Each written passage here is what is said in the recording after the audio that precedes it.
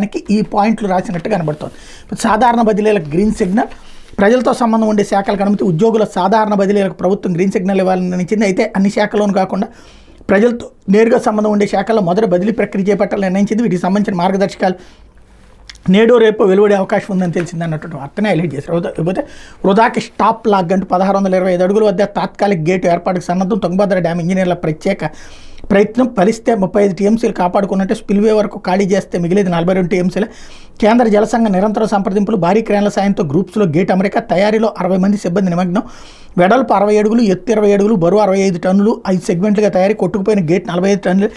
డ్యామును పరిశీలించిన Karnataka CM, AP మంత్రులు నిమ్మల, కేశవ్ కూడా రాతి కట్టడం కావడం వల్ల స్టాప్ లాగులు ఏర్పాటు చేయలేదు. దేశంలో ఎక్కడ తుంగభద్ర లాంటి డ్యామ్ లేదు. కన్నయ్య నాయుడు, కళ్ళ ముందే కడల వైపు వెళ్ళిపోతున్న తుంగభద్ర జలాలను కాపాడేదిలా కొట్టుకుపోయిన గేటు స్థానంలో స్టాప్ లాగ్ అమర్చాలని, డ్యామ్ని ఏ స్థాయిలో ఖాళీ చేయాలి, 100 కొద్ది టీఎంసీలు వృధాకపోతే సీమ రైతుల పరిస్థితి ఏంటి అంశాలపై తీవ్రస్థాయిలో చర్చ జరుగుతుంది. తుంగభద్ర జలాశయంలో నీటిని వీలైనంత కాపాడుకునే స్టాప్ లాగ్ అమర్చే ఏర్పాటు జరుగుతుంది. వాస్తవంగా ఇక్కడ చూడండి ఎంత లాజికల్ పాయింట్ ఉంటుందంటే, అది కర్ణాటకలో ఉన్నటువంటి ప్రాజెక్టు, వాటర్ మన దగ్గరికి వచ్చేది అక్కడి నుంచినే.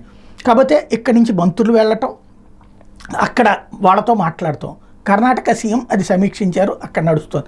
కానీ అది ఇక్కడే చేస్తున్నారన్నటువంటి కోణంలో ఇదే దాన్ని ఏమంటారు, మీడియా మేనేజ్మెంట్ లేకపోతే పొలిటికల్ మేనేజ్మెంట్, అది స్పెషాలిటీ అనమాట. లేకపోతే రెవెన్యూ సదస్సులు వాయిదా అన్నటువంటి వార్త